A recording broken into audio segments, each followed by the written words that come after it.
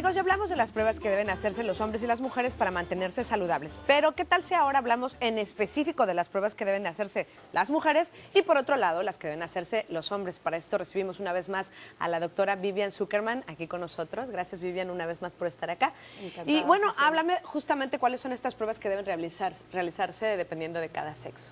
Bueno, ¿Empezamos por las de las mujeres? Empezamos con las de las mujeres, pero las mujeres siempre van primero. En principio tenemos el cáncer de mama.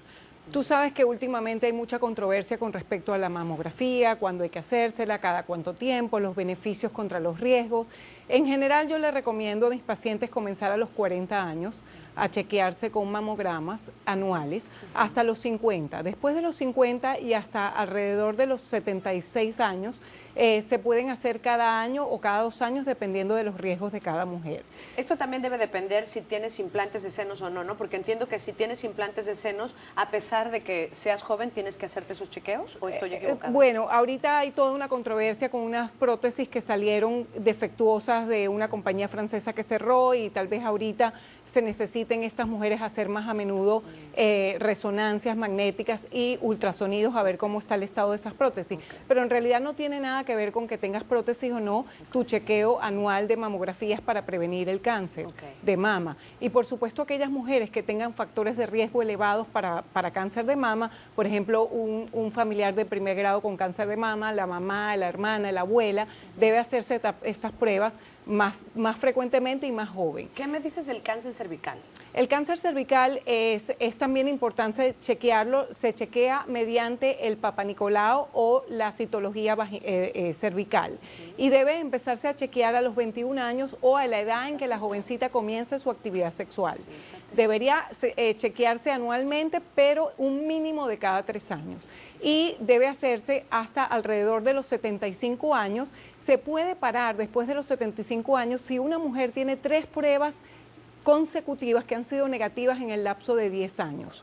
Se puede parar también cuando la mujer ha tenido una histerectomía total, siempre y cuando sea por una causa benigna. ¿Y qué me dices de las pruebas para la osteoporosis? Tú sabes que la osteoporosis es más frecuente en la mujer que en el hombre, pero también el hombre puede sufrir de osteoporosis. Entonces se recomienda la densitometría, que mide la densidad ósea, comenzar a los 65 años en la mujer y a los 70 años en el hombre, a menos que tengas factores de riesgo para osteoporosis. Fíjate que eso te quería preguntar. Por ejemplo, yo a mi mamá sufre de osteoporosis. Yo tengo que empezar a una edad más temprana. Correctamente. Antes de los 65 años, siempre y cuando tengas factores de riesgo para osteoporosis.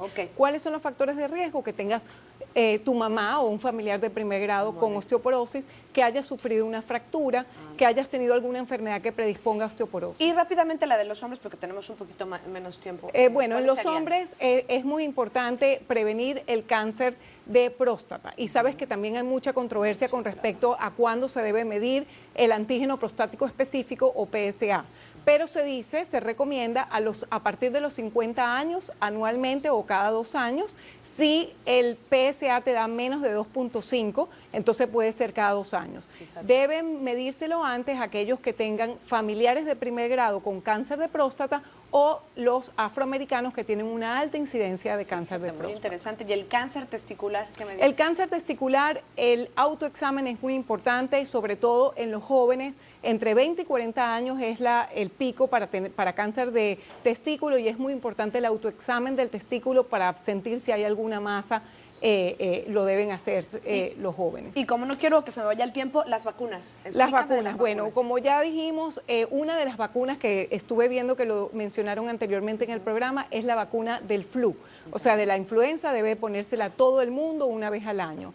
Después existe la vacuna del refuerzo contra el tétano, que debe ser cada 10 años. Hay una vacuna muy importante también que es la del herpes zóster, que evita la aparición del herpes, que debe hacerse en mayores de 50 años.